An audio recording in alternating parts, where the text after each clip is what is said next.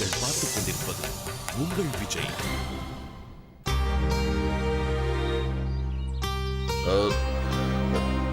தப்பா கேட்டிருந்தா சாரிங்க. நீங்க யாராவது லவ் பண்ணிருக்கீங்களா? உண்மையை சொல்லணும். பண்ணியிருக்கேங்க. ஒரு 5-6 பேர்? அவ்வளோலாம் இல்லைங்க, 4-5. நீங்க ஏன் அவங்கள யாரையும் கல்யாணம் பண்ணிக்கல? ஆரம்பத்தில் ஒத்து வரும்னு தோணுது, அப்புறமா சரியா வராதுன்னு தோணுச்சு இல்லையா? கரெக்டுங்க. இதுவும் அப்படிதான். ஓ ஓ. அதை லவ்னே சொல்லக்கூடாது.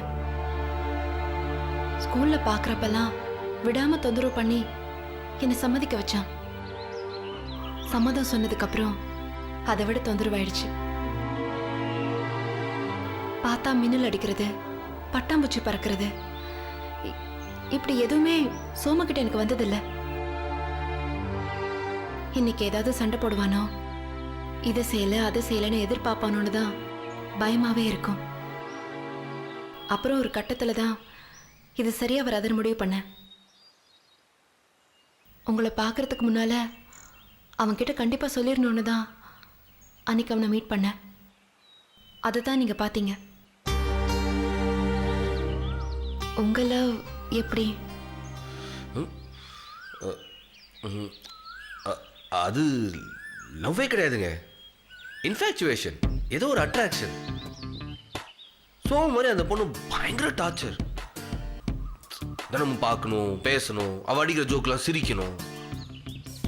எனக்குன்னு ஒரு ஸ்பேஸ் இல்லாமல் போயிடுச்சுங்க. இதெல்லாம் வேலைக்காதுன்னு தெரிஞ்சிச்சு.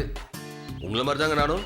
உங்களை பொண்ணு பார்க்க வரதுக்கு முன்னாடி நேராக அந்த பொண்ணுக்கிட்ட போய், இந்த பார் உனக்கு எனக்கும் ஒத்து வராது அப்படின்னு ஃபேஸ் டு ஃபேஸ் சொல்லிட்டு தாங்க வந்தேன். சரி, என்னை இன்னொரு பையன் கூட பார்த்தா என்னை பிடிக்கலன்னு சொல்லிட்டு போக வேண்டியது தானே? எதுக்கு அவ்வளோ பெரிய பிரச்சனை பண்ணணும்?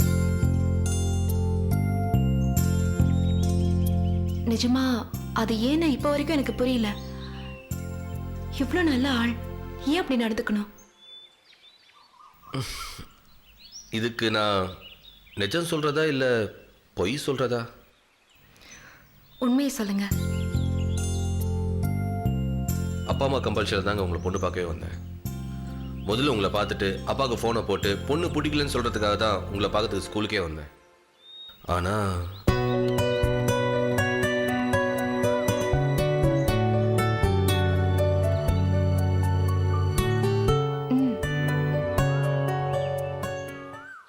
உங்களை பார்த்த அந்த முதல் செகண்டே உள்ளுக்குள்ள என்னென்னமோ ஆயிடுச்சுங்க. இதுக்காக தான் இந்த வெயிட்டிங்னு தோணுச்சு. நீங்க இந்த 4 அடி நடந்து வரத்துக்குள்ள கல்யாணம், ரிசப்ஷன், குழந்தைங்கன்னு மனசு ஃபாஸ்டா ஓடி போச்சு.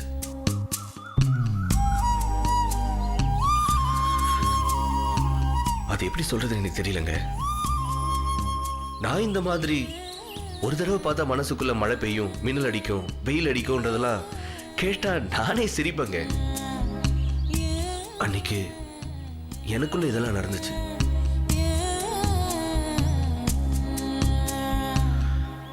லைஃபுக்கே அந்த ஒரு செகண்ட் போதும்னு ஃபீல் பண்ணேன்.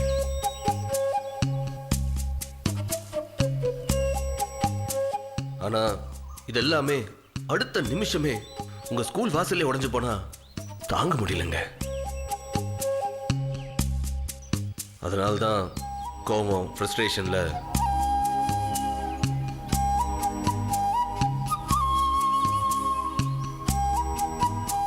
தப்பா சொல்லியிருந்தா சாரிங்க.